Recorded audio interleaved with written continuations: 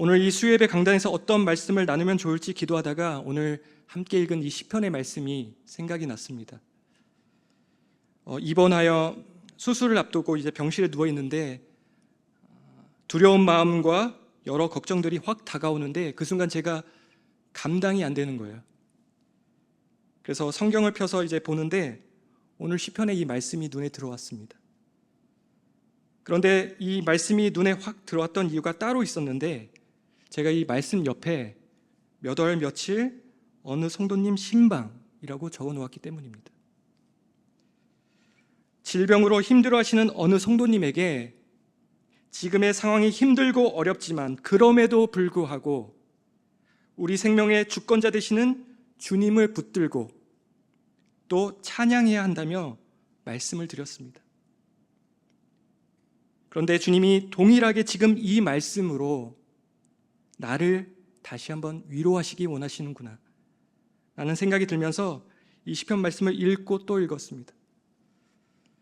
이 시편 135편은 할렐루야로 시작하여 할렐루야로 끝나는 찬양시입니다. 그리고 136편과 함께 역사 시편으로 분류가 됩니다. 이스라엘 백성은 이 시를 통하여 하나님을 찬양해야 할 합당한 이유를 자신들의 역사 가운데 행하신 하나님의 놀라운 일들의 근거를 두고 하나님이 행하셨던 일들을 찬양하며 기억했던 것입니다. 자신들의 역사 가운데 일하신 하나님, 그분을 기억하며 찬양했던 것입니다. 사랑하는 성도 여러분, 우리 하나님은 살아 역사하시는 분이십니다. 위대하신 분이십니다. 그분은 하늘과 땅, 바다 및 어디에나 계시며 뜻하시는 것은 무엇이든 다 이루시는 분이십니다. 이 하나님의 전능하심은 다른 우상들과 견주었을 때 더 도드라집니다. 오늘 시편의 화자는 우리에게 우상이 무엇인지를 정확하게 말해줍니다. 15절입니다. 열국의 우상은 은금이요 사람의 손으로 만든 것이라. 우상은 단지 사람이 손으로 만든 은과 금에 불과한 것입니다. 은과 금, 그 이상도 이하의 의미도 없는 것입니다. 그런데 거기에 사람들의 망상으로 의미가 더해지는 것이죠. 말도 못하고 움직이지도 못하고 아무런 능력도 없는 것에 자신들이 부여하고 싶은 능력과 소망함을 투사하고 맹목적으로 믿는 것입니다. 은과 금, 돌로 형상은 얼마든지 만들 수 있습니다. 그러나 그것은 모양일 뿐입니다. 실제가 아닌 것입니다. 우리 15절에서 17절의 말씀을 다시 한번 한 목소리로 읽겠습니다. 15절입니다. 시작. 열국의 우상은 은금이요 사람의 손으로 만든 것이라. 입이 있어도 말하지 못하며 눈이 있어도 보지 못하며 귀가 있어도 듣지 못하며 그들의 입에는 아무 호흡도 없나니. 우상은 사람의 손으로 만들어진 것이기에 입이 있어도 말을 못하고 눈이 있어도 보지 못하고 귀가 있어도 듣지 못하며 입에는 호흡이 없습니다. 저는 이 구절들을 통하여 반대로 우리 하나님이 어떠한 분인지를 다시 한번 기억하게 되었습니다. 오늘 이 저녁 우리 모두가 우리의 찬양을 받기에 합당하신 우리 주 하나님이 어떠한 분인지를 다시 한번 깨닫고 기억하기를 소망합니다.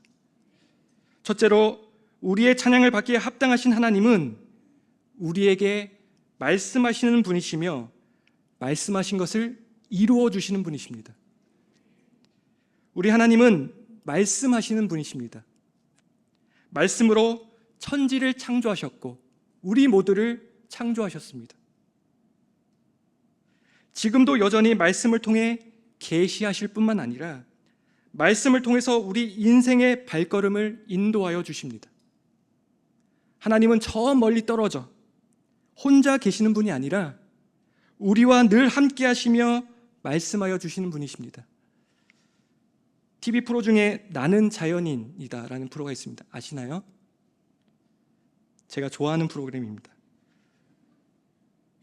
저마다의 사연을 간직한 채 자연과 동화되어 욕심 없이 살아가는 이른바 자연인들을 직접 찾아가 그들과 하루 혹은 이틀 정도 같이 지냅니다. 그러면서 자연 속 삶의 이모저모를 보여줍니다. 그런데 출연하는 개그맨이 자연인에게 꼭 질문하는 것이 있습니다. 왜 전기도 잘 들어오지 않고 여러모로 열악한 이 산속에 들어와 계시냐고. 그러면 다는 아니지만 적지 않게 이렇게 대답합니다. 사람한테 질려서요. 사람한테 실망을 해서 그냥 안 보고 혼자 지내는 게 편해서 이런 삶을 선택했습니다. 친한 사람에게 사기를 당해서 더는 사람을 믿지 못하게 된 사람도 있었고, 가족에게 버림을 받고 큰 실망감에 산속으로 들어간 사람도 있었습니다. 세상과의 단절된 삶이 오히려 편하다고 느끼는 것입니다. 사람이란 존재는 누군가에게 실망감을 안겨주거나 조금 심하게 표현하여 질리게 할 수 있는 존재들입니다. 3개월 동안 저 때문에 많이 질렸을 제 아내에게 이 자리를 빌어 미안하다는 말을 드립니다. 사람은 상대방을 가끔 질리게 합니다. 피곤하게 합니다. 힘들게 합니다. 그런데 눈에 보이는 사람 사이에서도 이런데, 눈에 보이지 않는 하나님 아버지를 대할 때 얼마나 부족한 모습으로 서 있을까요? 사람은 정말 수도 없이 하나님을 실망케 하고 질리게 합니다. 이스라엘의 모습만 봐도 잘 알 수 있습니다. 그들은 애굽의 종살이에서 구원해 주신 하나님의 능력을 보고 그 은혜를 누렸음에도 불구하고 금송아지를 만들어 그것이 그들을 애굽 땅에서 인도해 내어준 하나님이라 말했습니다. 여호와 하나님을 실망케 하였습니다. 하나님께 근심을 안겨드린 것입니다.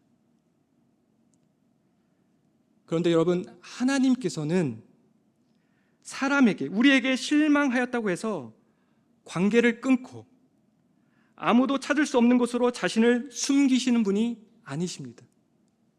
자신의 음성을 숨기시는 분이 아니십니다. 하나님은 그럼에도 불구하고 여전히 우리 가운데 말씀하시는 분이십니다. 그리고 사람의 말은 단지 말에서 끝나는 경우가 대부분이지만 하나님께서는 한 번 말씀하시면 반드시 그대로 성취하시는 분이십니다. 하나님은 말씀하시고 동시에 일하십니다. 말하다는 뜻의 히브리어 단어는 크게 두 가지가 있습니다. 첫째로 아마르라는 단어입니다. 이것은 그냥 일반적인 말하다라는 단어입니다. 그리고 둘째로 다바르라는 단어인데, 이 다바르 단어는 아마르에 비해 성취의 강조점이 있습니다. 하나님은 말씀하시면 자신의 권위와 힘으로 그 말씀의 내용을 성취하십니다. 그런데 오늘 본문 16절에 입이 있어도 말하지 못하고, 여기 말하다가 바로 다바르입니다. 다바르. 하나님과 대조적으로, 아니 비교조차 될 수 없는 우상의 무능함, 성취는커녕 말조차 못하는 우상을 시인은 지금 조롱하고 있는 것입니다. 우상은 입이 있어도 말하지 못하는 반면 우리 하나님은 빛이 있으라 하시면 곧 빛이 생겨나 말씀하신 바를 이루시는 분이십니다. 그 하나님께서 이렇게 말씀하셨습니다. 우리 이사야 55장 10절에서 11절 말씀 한 목소리로 읽겠습니다. 시작. 이는 비와 눈이 하늘로부터 내려서 그리로 되돌아가지 아니하고 땅을 적셔서 소출이 나게 하며 싹이 나게 하여 파종하는 자에게는 종자를 주며 먹는 자에게는 양식을 줌과 같이 내 입에서 나가는 말도 이와 같이 헛되이 내게로 되돌아오지 아니하고 나의 기뻐하는 뜻을 이루며 내가 보낸 일에 형통함이니라. 방금 말씀을 제가 표준 세번역으로 다시 한번 읽어드리겠습니다. 비와 눈이 하늘에서 내려서 땅을 적셔서 싹이 돋아 열매를 맺게 하고 씨 뿌리는 사람에게 씨앗을 주고 사람에게 먹거리를 주고 나서야 그 근원으로 돌아가는 것처럼 나의 입에서 나가는 말도 내가 뜻하는 바를 이루고 나서야, 내가 하라고 보낸 일을 성취하고 나서야 나에게로 돌아올 것이다.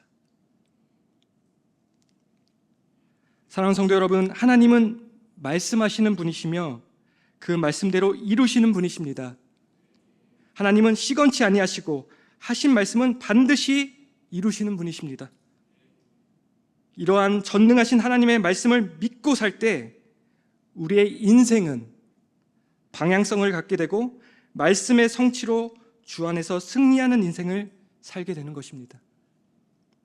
지금 당장은 너무나 막막하고 길이 보이지 않는 어려운 상황 가운데 있는 분이 계시다면, 육체의 연약함 혹은 관계의 어려움, 재정의 어려움, 여러 어려움으로 고통 가운데 있는 분이 계시다면 그 가운데 우리 하나님 아버지께서 친히 개입하시어 도와주실 것입니다. 새롭게 세우시고 길을 보여주실 것입니다. 왜냐하면 주님이 말씀하셨기 때문입니다. 두려워하지 말라, 내가 너와 함께함이라. 놀라지 말라, 나는 내 하나님이 됨이라. 내가 너를 굳세게 하리라. 참으로 너를 도와주리라. 참으로 나의 의로운 오른손으로 너를 붙들리라.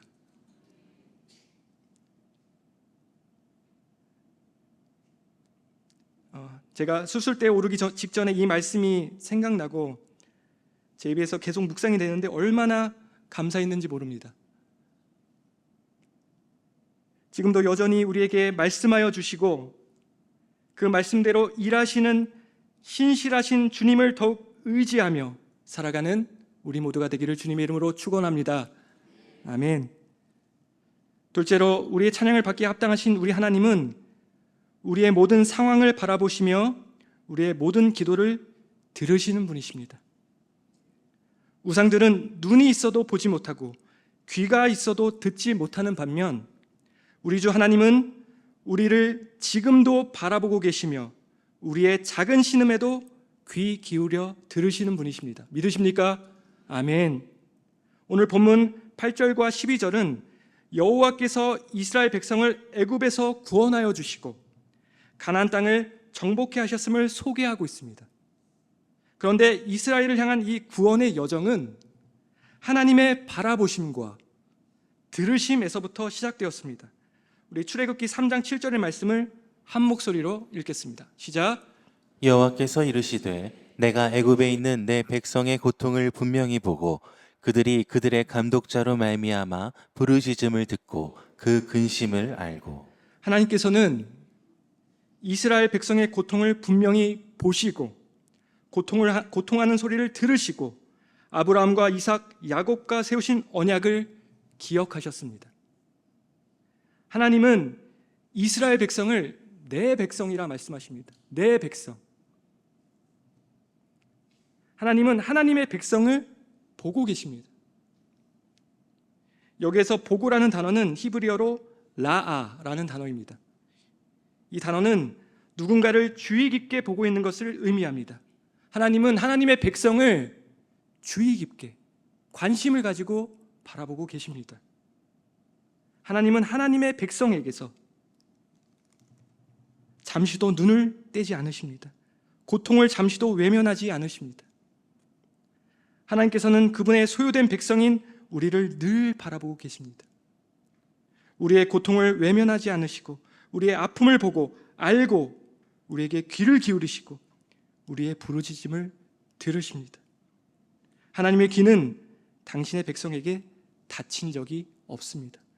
시편 34편은 이렇게 말합니다. 15절은 여호와의 눈은 의인을 향하시고 그 귀는 저희 부르짖음에 기울이시는도다.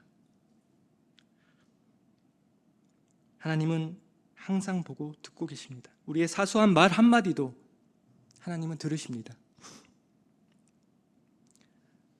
제가 한창 두통으로 이제 힘들 때 하품을 하면 머리가 찢어질 듯 아파서 하품을 못했습니다. 그리고 자려고 눕거나 일어날 때 머리가 아파서 몇 번의 시도를 하며 매번 잠자리에 들거나 또 일어나야 했습니다. 은별이를 마음껏 안아주지도 못했습니다. 그때 하나님께 이런 기도가 나왔습니다. 정말 단순하게, 하나님, 저 하품 좀 시원하게 하고 싶어요. 머리 감을 때도 그냥 막 감고 싶어요. 사랑하는 은별이도 마음껏 안아주고 싶어요. 주님 도와주세요. 그런데 얼마 후에 감사하게도 의료 파업으로 수술은커녕 진료조차 잘 못 보던 그때 좋은 병원과 또 교수님을 만나게 되어 수술 일정을 잡게 되었습니다. 먼저 갔던 병원에서는, 다른 병원에서는 수술은 안 하는 게 좋을 것 같다, 수술하면 힘들 것 같다 라고 말을 했는데 정말 감사한 일이었죠. 그런데 저를 수술해주겠다는 교수님이 저에게 전에 뇌종양 수술을 받았던 병원에서는 이번 수술에 대해서 어떻게 말을 하느냐, 그 교수님의 의견을 들어보고 환자분이 최종 결정을 하면 좋겠다 말을 하는 것입니다. 그냥 수술하면 되는데 저한테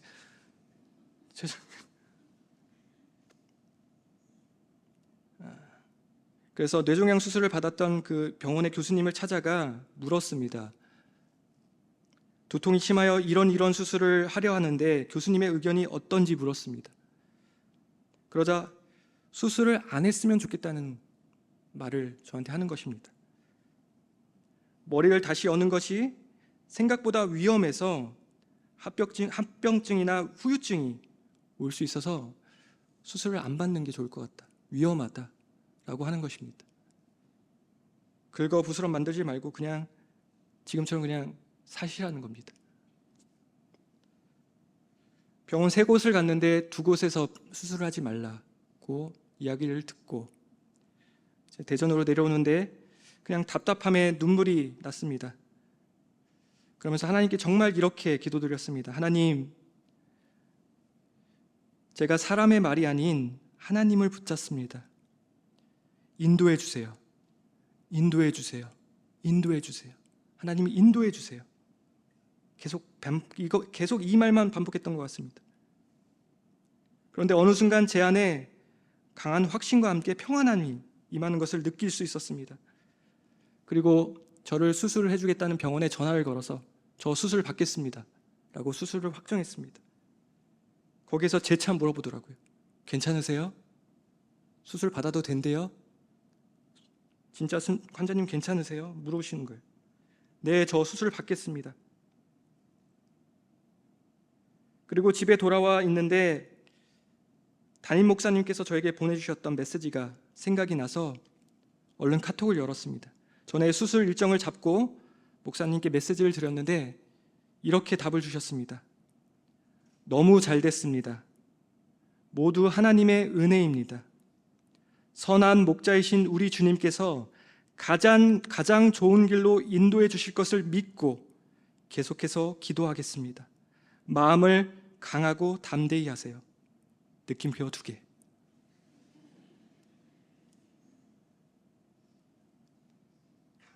담임 목사님의 메시지를 통해 주님은 다시 한번 저에게 강한 확신과 평안함을 주셨습니다.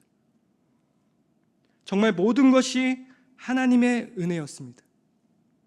순간순간 주님께 올려드린 기도에 주님은 저를 붙잡아 주셨고 선한 길로 인도해 주셨습니다.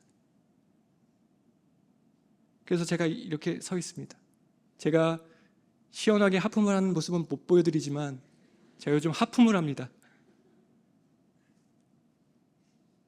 은별이도 마음껏 안아줍니다. 너무나 감사합니다. 천지를 지으신 창조주 하나님께서 항상 우리와 함께 하시며 우리를 바라보고 계시고 우리의 작은 신음까지 듣고 계신다는 것이 얼마나 큰 힘과 위로입니까? 그런데 더 큰 은혜는 우리의 아픔을 보시고 우리의 신음을 들으신 하나님께서 친히 우리 가운데 오셔서 쓰라린 우리의 심령을 어루만져 주시고 회복시켜 주신다는 것입니다. 우리 출애굽기 3장 7절 말씀 다시 한번 한 목소리로 읽겠습니다. 시작. 여호와께서 이르시되 내가 애굽에 있는 내 백성의 고통을 분명히 보고 그들이 그들의 감독자로 말미암아 부르짖음을 듣고 그 근심을 알고 이어서 8절 함께 읽겠습니다. 시작. 내가 내려가서 그들을 애굽인의 손에서 건져내고 그들을 그 땅에서 인도하여 아름답고 광대한 땅, 젖과 꿀이 흐르는 땅, 곧 가나안 족속, 헷 족속, 아모리 족속, 브리스 족속, 히위 족속, 여부스 족속의 지방에 데려가려 하노라.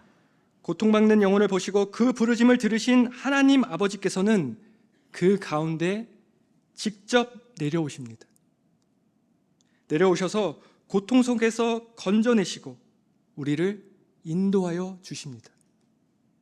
따라서 우리는 모든 상황 가운데 우리 하나님만을 의지하며 바라보는 삶을 살아야 할 것입니다.